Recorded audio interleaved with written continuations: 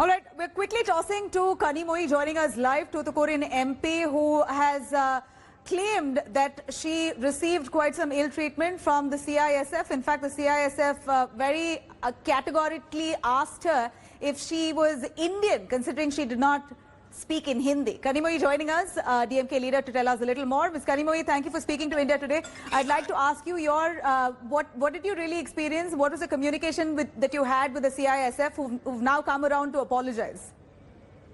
It was the security clearance, and I think because of the COVID situation, there were more instructions, and the security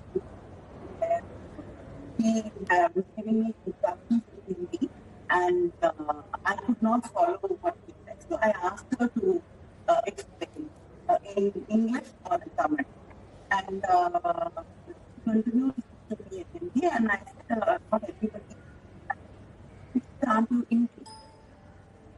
But you cannot define why. Right, Ms. Kanimozhi, she basically asked you to speak Hindi. You said that you don't know Hindi. You should be spoken to in Tamil or English, and then she Then she tested you for your nationalism. We saw your Twitter. We saw your Twitter quote. Since when did knowing Hindi be equal to being Indian?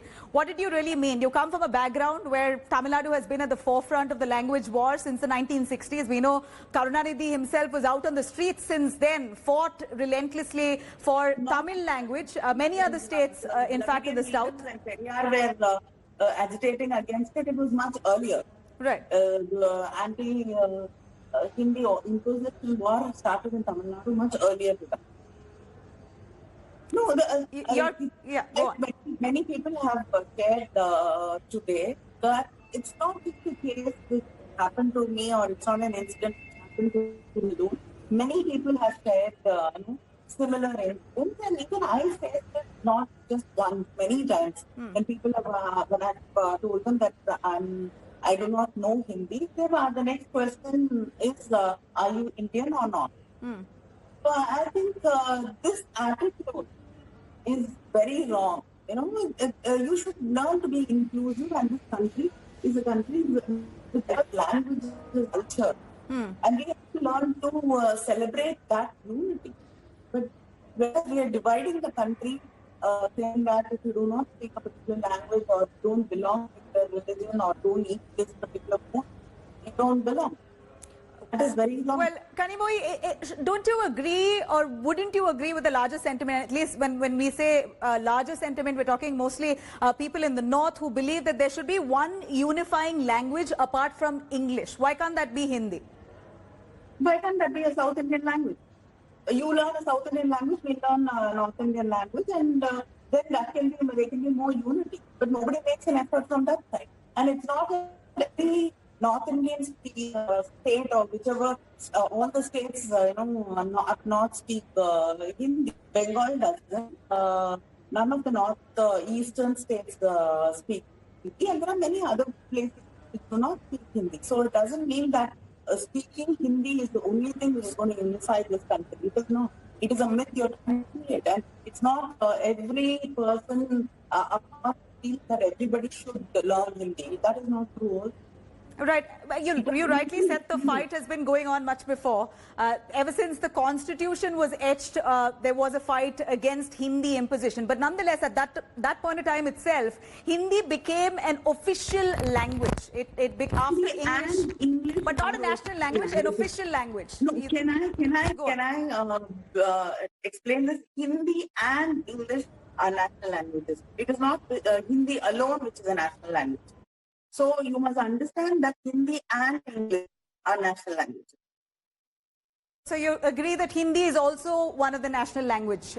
Apart from English, Hindi also is a national language. Not even a national language, they are official language. Absolutely. Not a national language. Absolutely. Right. Ms. Kanimozhi, here we're looking at several other opposition leaders who've claimed the same sentiment, saying that they've also experienced similar instances, like Chidambaram himself saying that he was forcefully asked to speak Hindi while he was in states of Delhi or any North Indian state. He's been asked to speak in Hindi.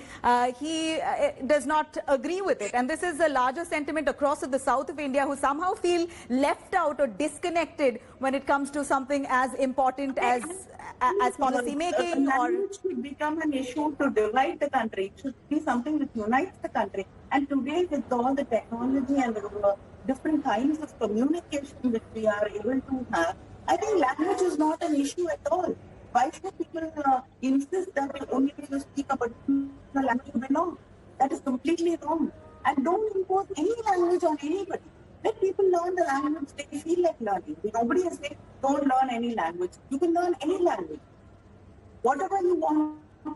The opportunities are there. But why force anybody to learn one particular language? I think that is where the discord starts.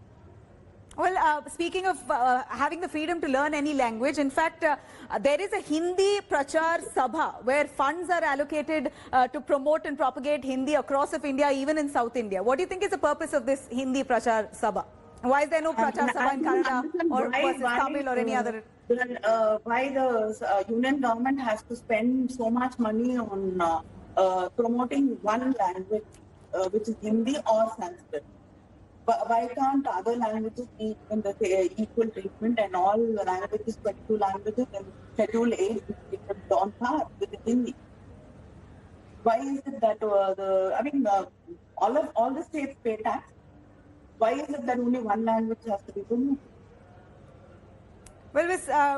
Kanimozhi, here we're also looking at the environmental impact assessment draft. There's a huge debate on why it's only dubbed in English and Hindi and not other regional languages. That's resulting in lack of public participation at large. It's an environmental law. We need people, voices from all across the country to come for consultation. Know what is there, and only then they can comment about it. And one must remember that the government very categorically said at the Supreme Court that they are not obliged to dub the document or the notification in regional languages. What does that message send out? Unless people understand what is there, how can they give their opinions? And it's a very, very important issue. Protecting the environment and protecting that is equal to protecting the country.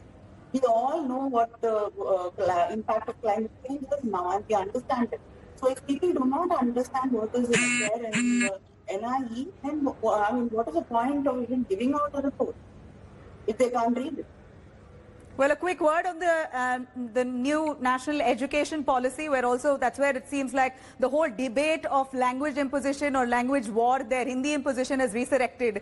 What's your take on that? Does it give more prominence to the Hindi language? Hindi is just not it's not just one single issue of imposing a language like Hindi or Sanskrit, because there are so many issues about it. Closing schools, which has less than 30 students. How will students who live in tribal areas or far off villages, how are they supposed to come to school? Just because there are not 30 students, can you close it down and then entrance exams for colleges? All this goes completely against social justice. A quick resolution that you think that the government should take to involve a quick.